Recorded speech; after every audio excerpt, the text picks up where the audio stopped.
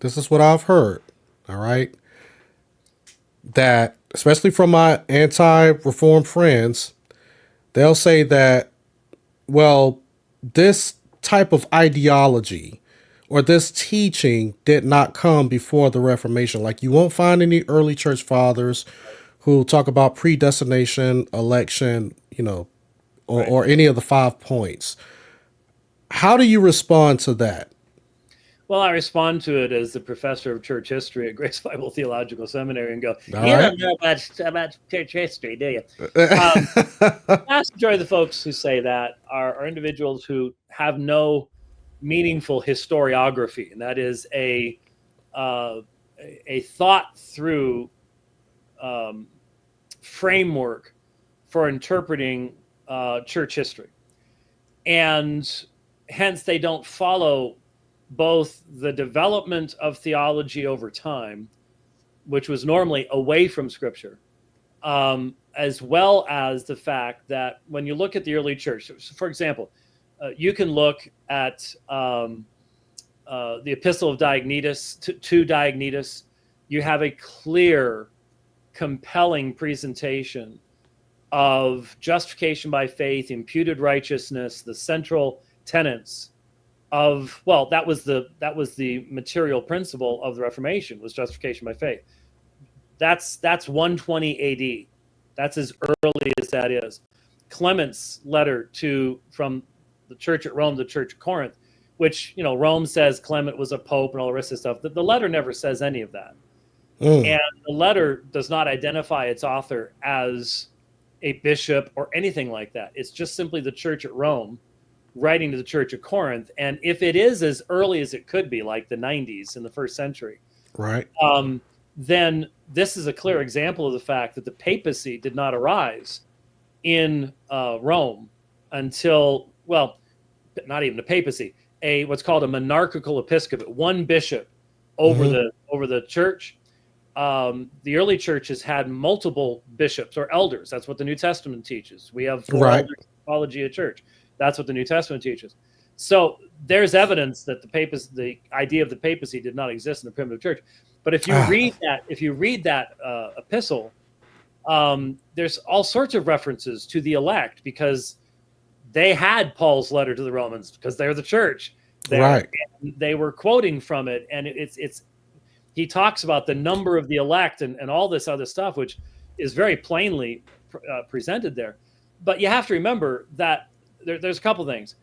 We only have fragmentary material from the most primitive period of the church. So much was destroyed by the Romans, along with biblical manuscripts and things like that.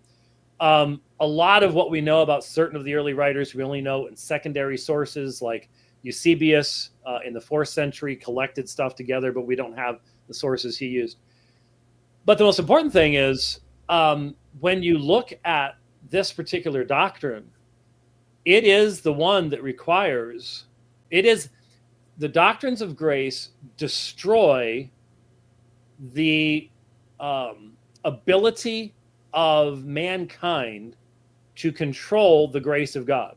Mm, And when you think about it, what is Roman Catholicism? Roman Catholicism is a sacramental system that controls the grace of God. That's what it does. You do mm, these certain things to get the grace of God. It's like all these knobs and buttons you push and turn, and out comes the grace of God. right. Where'd that all come from, and why would anybody want to do that? Well, because that's what human religion is.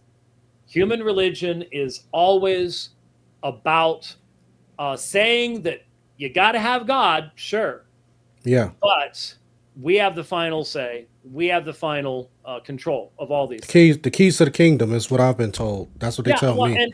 and we'll even say God does 98% of it, but we've got that little bit, and we're the ones who are in final control. So it's not surprising to me at all that, especially as you get development away from biblical norms, and you have to remember something. Someone like Justin Martyr, for example, I Hmm. really appreciate Justin Martyr. I appreciate the apologetics he did, but he didn't seem to have almost any of Paul's epistles. What would your theology be like if you didn't have Romans and you didn't have Galatians? Right. I mean, we have to recognize that in that second century, this is a period of development. You Yeah. didn't have the internet. The New Testament books had to be hand copied and distributed over time, and so there were people in the early church who didn't have the completed New Testament, and that really doesn't start circulating as a singular body until at least the end of the 3rd century. And so, is it really surprising that people would have a sub-biblical view of the gospel if they don't have the entirety of the New Testament? That is the tendency of mankind, is to insert himself into Yes. the process. And so, you might want to, go, oh, well, look at what Tertullian said, or look what Cyprian said over here. Okay, I can allow them to be who they were. Mm-hmm. Cyprian, I think, was only a Christian for either 7 or 11 years. I think it was 7. I think he was only a Christian for like 7 years before he was martyred. So I honor him as a martyr, and I honor him for what he did in 7 years. Right. But that doesn't mean that he had a whole lot of time to develop a consistent systematic theology. So you got to keep that in mind as well. Right. And so, unfortunately, like when doing debates with Roman Catholics, Eastern Orthodox, they have a historiography that is forced upon them by the dogmas of their church. So Rome says, we've always believed this from the time of the apostles. Well, guess what? If Rome says that, and that's your ultimate authority, then you're going to find it everywhere. And when you encounter early church writings that contradict it, you're just going to dismiss them. And with the Eastern Orthodox, their liturgy defines what tradition was. It has the same effect. And most Protestants just don't do church history. When I grew up in an independent fundamentalist Baptist church history went back to Billy Graham, maybe Billy Sunday, something like that. But who was Irenaeus? Who was Ignatius? Who knows? We didn't. I think most of the people believed that the church apostatized shortly after the apostles died, and it wasn't until Martin Luther that everything got going again. And so why should I even bother reading these people? And so over the years, as my first teaching job after I graduated from seminary in 1990 was, I graduated in 89, but I started teaching in 90, was church history. And I love teaching church history. I love exciting people about church history. I had a great church history professor. And so you can tell when someone loves a topic and they communicate that love to you. That's why my avatar or my picture not on Twitter, but in other areas, is a beautiful shot that a dear friend of mine took while I was preaching in Luther's pulpit in the Castle Church in Wittenberg. I think you were wearing a blue suit or something. No, it's a black suit, but the background is the stained glass windows. Yeah, and it's Luther's elevated pulpit, and I think I'm gesturing or something like that. Yeah, and it's like Luther. If I leaned over the pulpit and looked down, Luther was buried right there. Oh, really? Oh, yeah. And Melanchthon's buried over there, right in the church.